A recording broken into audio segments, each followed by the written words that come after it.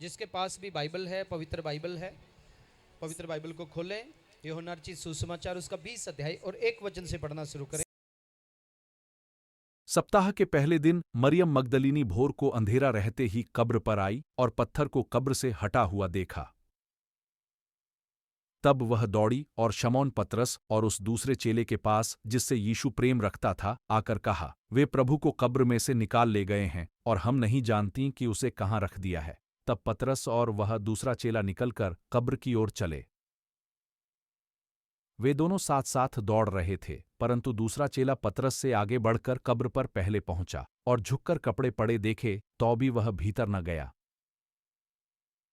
तब शमौन पतरस उसके पीछे पीछे पहुंचा और कब्र के भीतर गया और कपड़े पड़े देखे, और वह अंगोछा जो उसके सिर से बंधा हुआ था कपड़ों के साथ पड़ा हुआ नहीं, परंतु अलग एक जगह लपेट कर रखा हुआ देखा।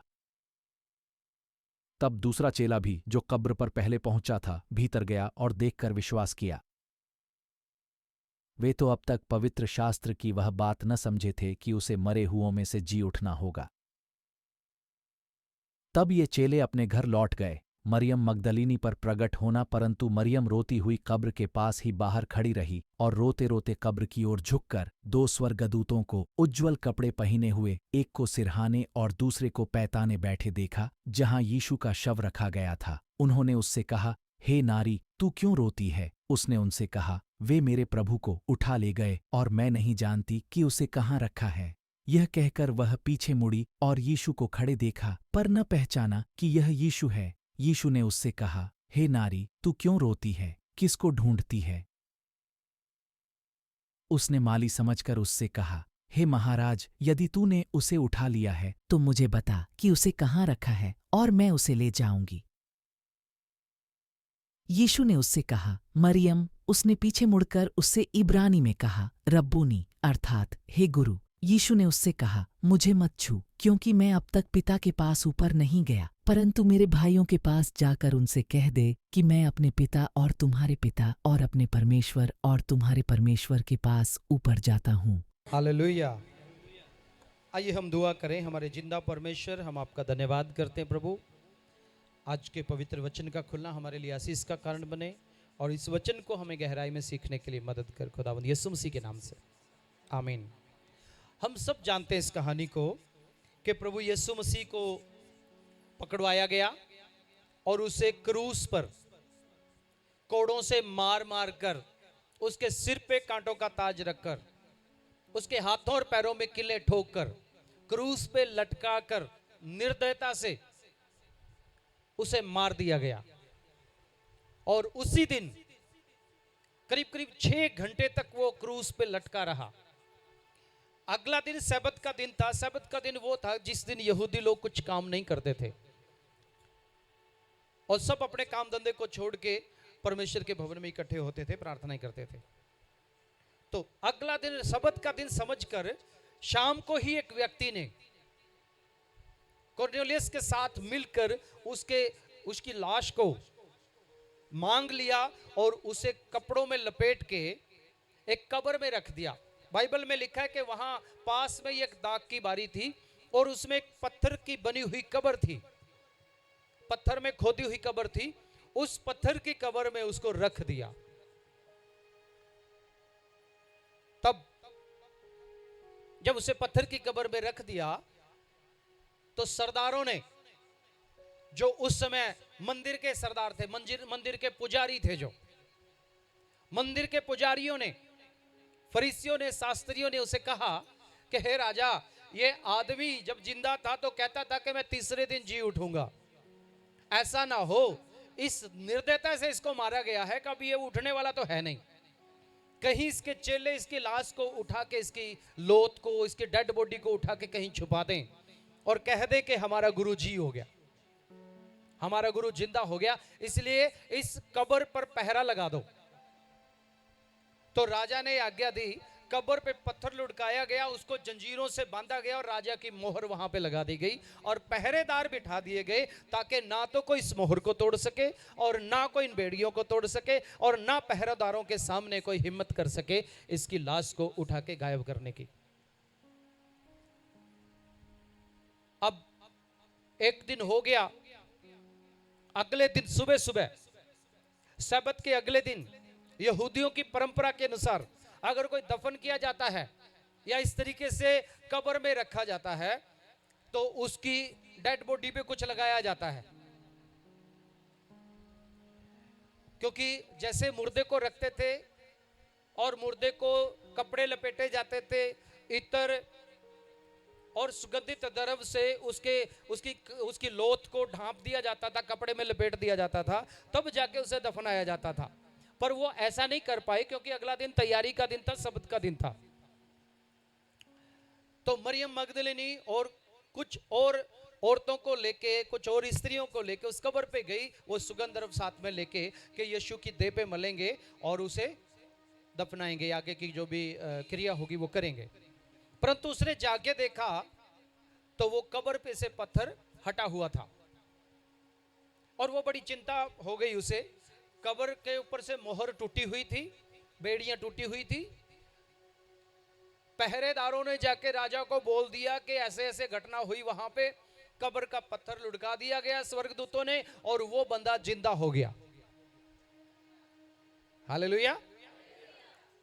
वचन में लिखा है कि पहरेदारों ने जाकर बताया, लेकिन शास्त्रियों फरीसियों ने उनको बहुत सारा पैसा दिया कि अपना मुंह नहीं खोलना, चुप रहना और ये बात नहीं बताना किसी को कि वो जिंदा हो गया। लेकिन सच्चाई छुपते नहीं है, वो वास्तव में जिंदा हुआ। जब मरियम मैगदलिनी आई तो हमने उस कहानी को पढ़ा, वो परेशान हो गई, गुरु कहां गया? कब्र के अंदर जाके देखती है पत्थर लुढ़का हुआ पड़ा है और उसके कपड़े पड़े हैं वहीं पे। अब दूसरे चेलों को जाके बताती है कि वहां पे ऐसा ऐसा हो गया, गुरु तो है ही नहीं। वो भी आके देखते हैं, वो चले जाते हैं, लेकिन मरियम वहीं बैठ के रोती रहती है। स्वर्गदूतों को देखता है, स्वर्गदूत देखती है, स्वर्गदूत कहते हैं तू क्यों ढूंढ रही है यहाँ पे, तू मरे हुओं में जिंदा को क्यों ढूंढ रही है? उसके बाद पीछे से यीशु की आवाज आती है, पहचानती नहीं उसे। लेकिन जब यीशु कहता है मरियम, जिस लहजे में यीशु मसीह उसे पुकारता था, जिस शब्द से, जिस प्रेम की भाषा से यीशु मसीह उसे पुकारता था, जब उसी भाषा को वो सुनती है तो उसे पता लगता है यीशु है जो मुझे पुकार रहा है। और यीशु मसीह उसे कहता है कि मैं जिंदा हो गया। उसे छूने के लिए दौड़ती है, लेकिन कहता अभी मुझे मत छू, अभी मुझे पिता के पास जाना है। हालेलुया। कब्र की मौत को उसने हरा दिया। कब्र में लोग जब जाते हैं उनके पीछे बाद में कोई उम्मीद नहीं रहती। कब्र में जो चला जाता है उसके पीछे कोई उम्मीद नहीं रहती। कब्र जो है एक ऐसी जगह का नाम है जो सबको खा जाती है, सबको निगल जाती है, उसका मुंह खुला है। कब्रिस्तान में कोई जिंदा व्यक्ति रहना पसंद नहीं करता, मुर्दे को दफनाते हैं और वापस आ जाते हैं। यानी कि मुर्दों की जगह है वो कब्रिस्तान, जो है मुर्दों की जगह है, वो जिंदों की जगह नहीं है। जिंदे लोग शहर में रहते हैं, मुर्दों को कब्रिस्तान में छोड़ दिया जाता है। फिर बाद में कोई उनका हालचाल नहीं पूछता कि तुम कैसे हो भाई साहब। क्या कब्र में कोई जाता है पूछता है तुम कैसे हो भाई? आपका मम्मी पापा भाई बहन कोई मित्र दोस्त कब्र में चला गया हो, आप उसके पास जाएं और आप कहें तुम कैसे हो, किसी चीज की जरूरत तो नहीं है। आपको डर लगता है वहां जाने से ना, क्योंकि अंदर से अगर कोई और आवाज आ गई तो फिर आपकी आवाज हमेशा के लिए बंद हो जाएगी। अंदर से कोई और बोल पड़ा मुझे ये चाहिए तो फिर आपके होश खत्म हो जाएंगे। नहीं जाते लोग वहां पे। कब्र का मतलब है सुनसान है वहां पे। कब्र का मतलब है वहां खत्म हो गया सब कुछ। कब्र का मतलब ये है कि वहां पे मुर्दा है। और कुछ लोग मानते हैं वो भूतों की जगह है। जब हम छोटे छोटे थे हमारे मम्मी पापा बोलते थे मिठा खा के गुड़ खा के ओ शमशान के पास नहीं जाना, कब्रिस्तान के पास नहीं जाना। पूछते थे क्यों नहीं जाना? वहां पे भूत रहते हैं, है ना। भूतों से डर लगता है। आप कब्र पे जाओ, वाइदा वे कोई मुर्दा मिट्टी मुट्टी निकाल के खड़ा होके आ जाए, हाँ? आपसे कहे मैं तो तेरा अंकल हूं, साथ चलूंगा, बताओ मैंने तुम्हारे लिए बहुत कमाया, मैं तो तुम्हारा पापा हूं, तुम्हारे साथ चलूंगा, आप लेकर आएंगे? नहीं लेकर आएंगे। आप जल्दी जल्दी किसी तांत्रिक के पास जाएंगे, किसी मंत्री के पास जाएंगे, किसी के पास जाएंगे, है ना। भाई साहब ये मेरा बाप मेरा पीछा कर रहा है, छुड़ाओ मेरा पीछा इससे। दुष्ट आत्मा आके कई बार कहती भी है हमारे आसपास के इलाकों में, आसपास के घरों में भी कई बार हम लोग देखने को मिल जाता है ऐसे दुष्ट आत्मा परेशान करती है, पूछते हैं, कोई किसी के पास जाता है, तांत्रिक के पास, किसी तंत्र विद्या करने वाले के पास जाते हैं, वो कहता है तुम्हारा बाप है, तो तुम्हारा बुजुर्ग है, तुम्हारा ये है, तुम्हारा वो है। फिर क्या कहते हैं, इससे पीछा छुड़ाओ, कुछ भी करो, पैसे ले लो जितने मर्जी। जब जिंदा था तब कमा के देगा। मुझे भी एक बार एक भूत का आमना सामना हो गया। एक बहन जी काफी परेशान हो रखी थी, और जब भी भूत आता है सारे गांव को उसने जिना हराम करके रखा। बस दूसरे तीसरे दिन कुछ ना कुछ प्रोग्राम हो जाता है वहां पे। तो एक दिन मैं भी फंस गया उस भूत को। मुझे कहता है तू मेरा मत्था टेक। मैंने कहा तू कौन है भाई? कहता मैं इनका वो पितर हूं इनका। ठीक है, आप इनके पितर हैं, तो फिर आप क्या करते हैं, क्या कर सकते हैं आप? कहता मैं ये कर दूंगा, नाश कर दूंगा, ऐसे कर दूंगा, वैसे कर दूंगा। मैंने कहा तो फिर शुगर मिल में से चीनी की बोरी ले आ। जब तू इतनी ताकत रखता है, नाश करने की ताकत रखता है, एक्सीडेंट करवाने की ताकत रखता है, बर्बाद करने की ताकत रखता है, किसी की गर्दन तोड़ने की ताकत रखता है, तो एक चीनी की बोरी उठाने में तुम्हें क्या दिक्कत है? तुम तो भूत हो भाई, तुम्हें कौन सा लाठी लगेगी किसी की? ना तुम्हारे ऊपर कोई मुकदमा दर्ज हो सकता, क्योंकि तुम्हारे लिए तो कानून ही नहीं है। कोई पुलिस वाला पकड़ने के लिए आएगा तो तुम पुलिस वाले के अंदर घुस जाना, कोई रोकने के लिए आएगा तो उसके अंदर घुस जाना। तुम्हारा क्या बिगाड़ सकता है कोई? खैर उस समय पता नहीं था उन बातों का, वहां से वापस आने के लिए। क्यों ऑप्शन नहीं है? क्योंकि ये आखिरी जगह है, ये लास्ट है। कब्र का नाम सुनते ही लोग परेशान हो जाते हैं, दुखी हो जाते हैं कब्र का नाम सुनते ही लोग। और जो कब्रस्तान में किसी मुर्दे को दफनाने के लिए लेके जाते हैं, उनसे कभी पूछ के देखना, वहां वो जाके और बात नहीं करेंगे, वहां तो जाके रब की बातें करेंगे, वो जिंदगी की बातें करेंगे, खुदा की बातें करेंगे। या फिर कहेंगे, चाहे कितना गंदा इंसान हो, कितना बुरा आदमी हो जो मर गया हो, कहेंगे ये बहुत अच्छा आदमी था, है? ये चला गया बेचारा, बहुत अच्छा था। मालूम है क्यों कहेंगे? कि ये भूत बन के मेरे पीछे ना आ जाए, क्योंकि उसके बाद तो कोई रोक ही नहीं सकता उसको, है ना? पता नहीं, शायद इसी तरह से कहते होंगे। कितना मर्जी नुकसान करके गया हो, दुनिया का, लोगों का नुकसान करके गया हो, कभी नहीं कहेंगे ये बुरा आदमी था, मर गया, अच्छा हुआ, बहुत अच्छा आदमी था। क्यों डर लगता है भाई? कब्रिस्तान से उठ के पीछे पीछे आ गया तो मुश्किल हो जाएगी। कई बार हम पादरियों के सामने भी ऐसी ऐसी दुष्टात्मा आ जाती है, कोई पूछ भी लेता कहां से है, कब्रिस्तान से आया। एक बार एक बहन बड़ी परेशान होगी, मुझे फोन किया, बिशप साहब कुछ भी करो मेरे घर में आओ। मैंने कहा क्यों? कहता मैं कब्र के पास से निकल के गई थी और मुझे कब्र ही कब्र नजर आती है, कहीं मेरी भी ना तैयार हो जाए। इतना खतरनाक है ये जगह, इतनी भयानक है ये जगह। छोटा हो, बड़ा हो, गरीब हो, अमीर हो, ये किसी को नहीं बख्शती है। पढ़ा लिखा हो, अनपढ़ हो, काला हो, गोरा हो, जो मर्जी हो, ज्ञानी हो, मूर्ख हो, ये किसी को बख्शती नहीं है। कोई अपने आप को भक्ति करके अपने आप को बड़ा गुरु बना ले, कोई जगत गुरु बन जाए, कोई विश्व गुरु बन जाए, लेकिन ये कब्र किसी को नहीं बख्शती है। एक बार जो कब्र में चला गया वो फिर वापस कभी नहीं आएगा। लेकिन आज यहां कुछ और हो रहा है, एक अलग घटना घट रही है यहां पे।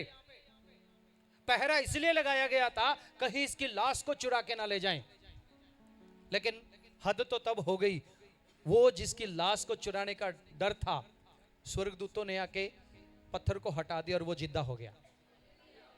हालेलुया। मतलब क्या है उसके जिंदा होने का? वो क्यों जिंदा हुआ, किसके लिए जिंदा हुआ, कौन सी ताकत ने उसे जिंदा किया? वही मौत, वही कब्र का डर, वही कब्र का खौफ जो पूरी मानव जाति के ऊपर था, उसको उसने हराना था। इसलिए वो राजाओं का राजा, प्रभुओं का प्रभु, जिसने दुनिया बनाई है, जो हम इंसानों को बनाने और चलाने वाला है, जो पूरी सृष्टि का, कायनात का मालिक है, वो खुद इसीलिए उस भयानक जगह में गया ताकि वहां से हरा के उसे जिंदा होके वापस आए। हालेलुया। वो मौत से भीख मांग के वापस नहीं आया कि मुझे माफ कर दो कब्र जी, कब्र मुझे माफ कर दो, मैं गलती से आ गया, ऐसे नहीं आया। वो मौत को हराकर जिंदा होकर आया। हालेलुया। मौत को हराकर मरियम अभी तक समझ ही नहीं रही। मरियम अभी भी सोच रही है शायद किसी ने उसकी लाश को चुरा के इधर उधर रख दिया, कि उसकी लाश को भी देना नहीं चाहते, जीते जी उससे इतना बैर करते थे, इस तरीके से उसकी हत्या कर दी, और उसकी लाश भी हमें नहीं दे रहे। पर असल में मरियम की सोच गलत थी। वो जी उठा, मरियम के पीछे खड़ा है और मरियम को पुकारता है, मरियम तू क्यों रोती है, तू क्यों रो रही है। जब उसने आवाज को पहचाना तब पीछे मुड़ के देखा और बोला रब्बुन्नी, मतलब हे गुरु। जल्दी से उसके पास आना चाहती है, लेकिन वो कहता अभी मुझे मत छू, मैं तुम्हारे और मेरे पिता के पास जा रहा हूं और मैं फिर वापस आ रहा हूं। हालेलुया। और वचन क्या कहता है, उसके मारे गाड़े जाने से और उसके जी उठने से क्या पाया जाता है कि वो जो बीच का एक दिन है वो अधोलोक में गया, उन बंदी आत्माओं को आजाद करवाया जो यीशु मसीह का सुसमाचार सुनने से पहले मर चुकी थी। कब्र में एक दिन जो पूरा था वो उस पाताल लोक में जाने का दिन था। नहीं तो जो यीशु मसीह से पहले ही मुर्दे लोग हैं वो कहेंगे प्रभु तो हमारे बाद आया, हम तो तेरे से पहले मर गए, हम कैसे स्वर्ग में जाएं, हमारा क्या होगा।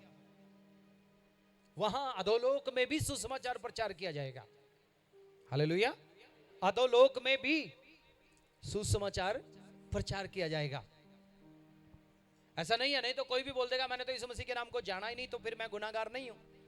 अगर यीशु मसीह के नाम को जानता, कोई मुझे बताता कि तुमने पाप किया, तुम्हारे अंदर कर्म पाप है, जन्म पाप है, आदम वाला पाप तुम्हारे ब्लड में है अभी भी, तो तुम्हें सजा मिलेगी, तुम्हारी सजा मृत्यु है, तब तो मैं मन फिराता। लेकिन मैं तो यीशु मसीह के बारे में जानता ही नहीं था और बिना जाने मर गया, तो मैं कैसे, मैं गुनाहगार नहीं हूं। गुनाहगार तो यीशु मसीह है कि मेरे समय में क्यों नहीं आया, है ना। बात भी सही है उनकी। लेकिन यीशु मसीह अधोलोक में भी गया ताकि वहां उन बंदी आत्माओं को सुसमाचार सुनाए। और उसके बाद तीसरे दिन जिंदा हो गया, ईस्टर के दिन, ताकि लोग देख ले। ऐसे नहीं है कि जिंदा स्वर्ग में ऐसे ही चला गया।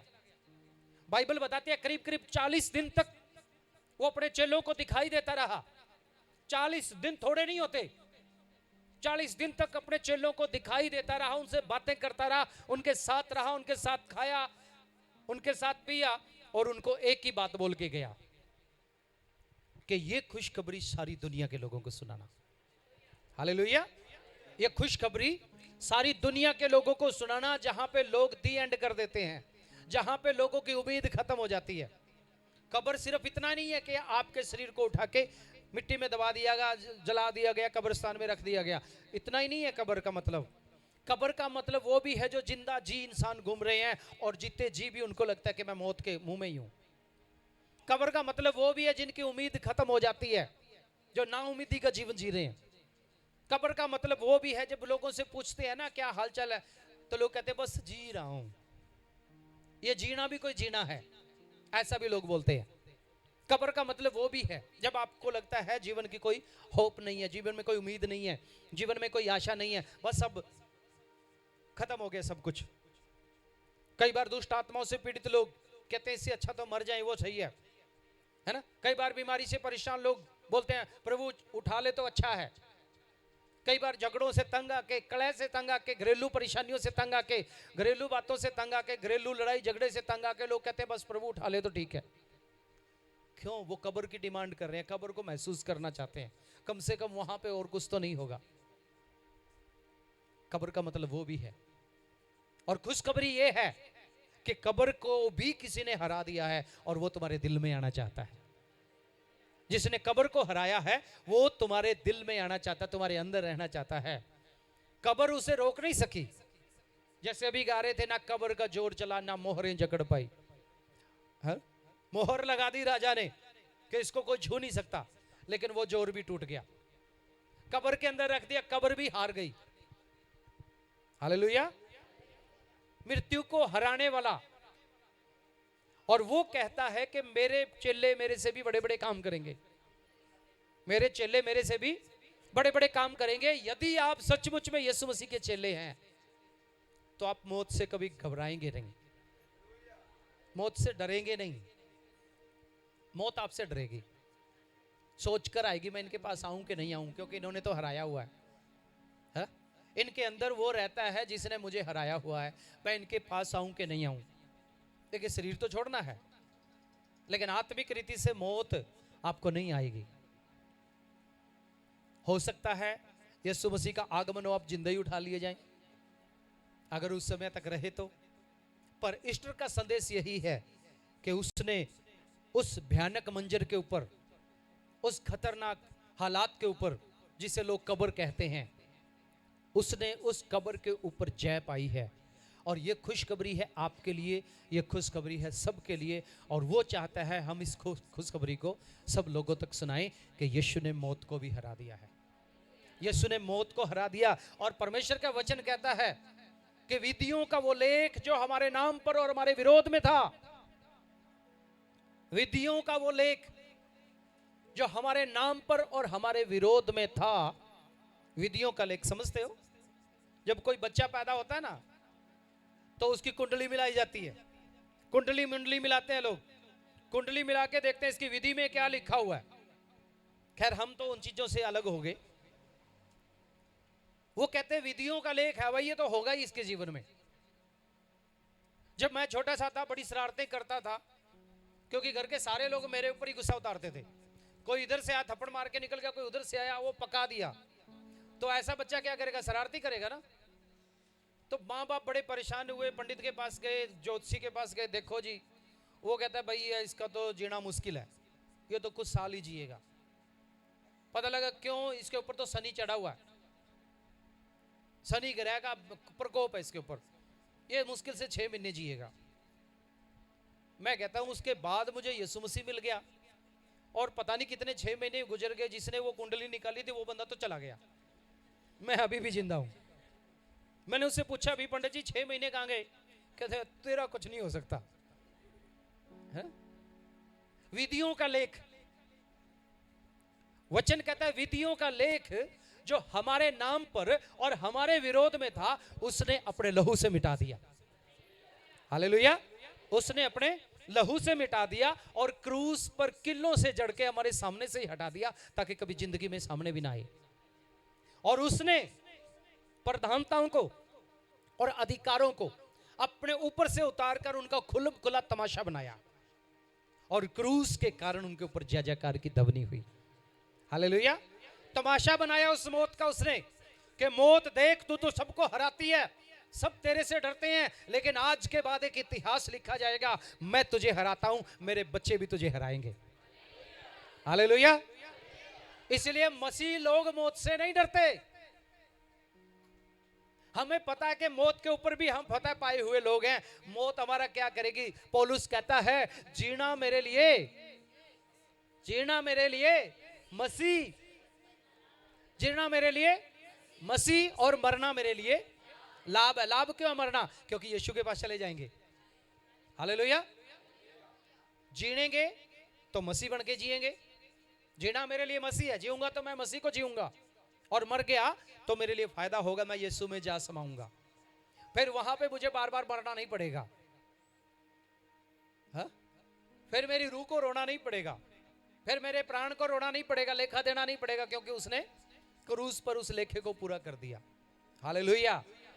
तो ईस्टर का दिन हमें यही बताता है कि उसने मौत पे फतह पाई है, उसने मौत के ऊपर फतह पाई है। चाहे वो कब्र वाली मौत हो, चाहे जीते जी आप मरे हुए हो, वो मौत हो, और वो तीसरे दिन जी उठा है। हालेलुया! आपके लिए और मेरे लिए, आपके लिए और मेरे लिए खुशखबरी बनने के लिए, ताकि आप और मैं जब ये विश्वास करते हैं कि वो मेरे लिए मारा गया, मेरे लिए उसने क्रूस की मौत ले ली, और मेरे लिए उसने मेरी मृत्यु को हरा के वो जी उठा, तो उस मृत्यु का अधिकार जो आपको डराती है, जो आपके ऊपर राज करती है, वो खत्म हो जाता है। उस मृत्यु का बंधन आपके ऊपर से टूट जाता है जिसका आप डर करते हैं। फिर मौत का डर आपकी जिंदगी से हट जाता है।